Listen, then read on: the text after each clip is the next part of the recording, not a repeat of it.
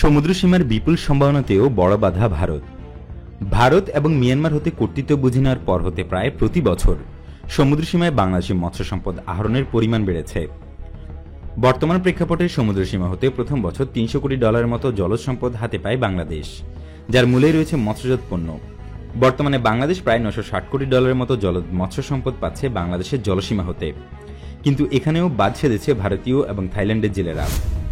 উচ্চ প্রযুক্তির বিজ্ঞান নির্ভর জলযান এবং অতিরিক্ত সূক্ষ্ম জাল ব্যবহার করে সমুদ্রের গভীর হতে রাতের আধারে মূল্যবান জলজ সম্পদ চুরি করছে তারা।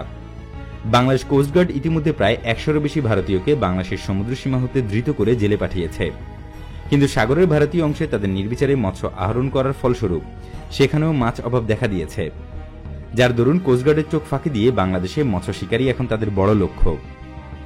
বে অব বেঙ্গলে সোয়াচ অব নো গ্রাউন্ড এখনও প্রাকৃতিক সম্পদে ভরপুর।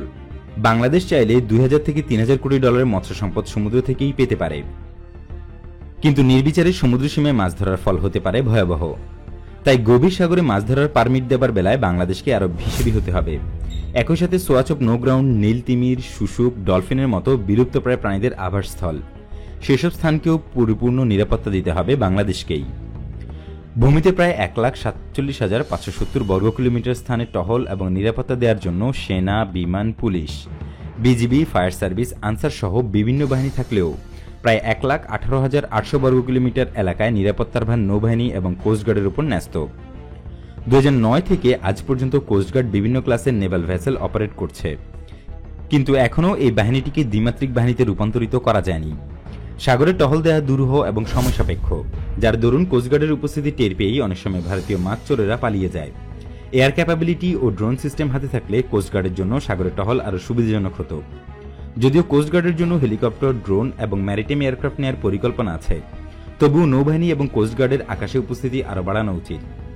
একই সাথে সমুদ্রের সেনাবাহিনীর ভূমিকা না থাকলেও সার্বভৌমত্ব রক্ষায় ম্যারিটাইম স্ট্রাইকার এবং ড্রোন সিস্টেম বিমান বাহিনীর হাতে থাকা আবশ্যক। উল্লেখ্য, ভারত এবং মিয়ানমার উভয় দেশই এখন বে অব বেঙ্গলে ম্যারিটাইম সুপারিয়রিটি অর্জন করেছে কিংবা শীঘ্রই অর্জন করবে। সেই তুলনায় 4টি আপগ্রেডেড MiG-29 বর্তমান ভরসা বাংলাদেশের। শুধুমাত্র জলজ সম্পদ দিয়েই বছরে $3,000 কোটি সম্পদ পেতে পারে বাংলাদেশ। সেখানে তেল গ্যাস আহরণ করে বাংলাদেশ কি পরিমাণ সম্পদ পেতে পারে তা কল্পনাও করা কষ্টকর। বাংলাদেশের বিজ্ঞানীরা এখনও সমুদ্রের গভীর অঞ্চলগুলো নিরলসভাবে সার্ভে করে যাচ্ছেন। এখন প্রয়োজন নিজের অঞ্চলে নিজের সার্বভৌমত্ব রক্ষায় কোস্টগার্ড, নেভি এবং এয়ারফোর্সকে প্রয়োজনীয় ফান্ডিং, বাজেট, জনবল এবং সরঞ্জাম দিয়ে সজ্জিত করা। মৎস্য জলদস্যুদের জন্য প্রয়োজনে অস্ত্র তাক করা এবং দরকারে শুট করা, যা অতীতেও বাংলাদেশ নেভি করেছে গর্বের সাথে। বাংলাদেশের সমুদ্র সীমা শুধু বাংলাদেশেরই, আর কারো নয়, তাই এই সীমার রক্ষা অত্যন্ত জরুরি। মহিষপানে ইতিমধ্যেই ভারতের নজর পড়েছে। আন্তর্জাতিক আদালতে এর বিচার হবে এবং বাংলাদেশ তার ন্যায্য হিস্য আদায় করে নেবে। একই সাথে বাহিনীগুলোকে যুগোপযোগী করার কোনো বিকল্প নেই, কেননা আমাদের 65% বাণিজ্যই হয় সমুদ্রপথে। তাই ভবিষ্যতে যুদ্ধ হবে সাগরে, স্থলে নয়।